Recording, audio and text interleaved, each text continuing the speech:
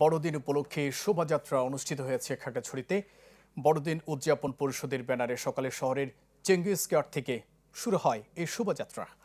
শহরের বিভিন্ন সড়ক প্রদক্ষিণ শেষে যা শেষ হয় হাই স্কুল মাঠে গিয়ে।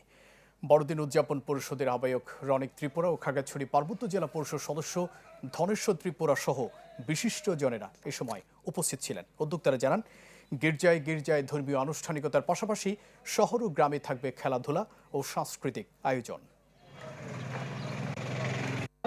সামনে বড়দিন 25 ডিসেম্বর, এখন আমরা কিছু রেডি করেছি, তো আমাদের অনেক মজা লেগেছে। আজকে আমরা রেলেতে এসেছি, রেলে করেছি।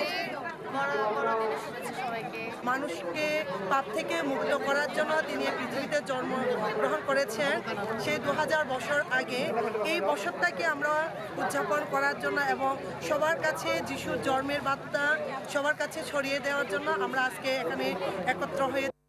নতুন এবং ফিরে আসা গ্রাহকদের জন্য নগদে চলছে ক্যাশব্যাক সহ প্রতিদিন হাজারো উপহার জেতার সুযোগ। হবে আশা আর ফেরা, সারপ্রাইজ সেরা।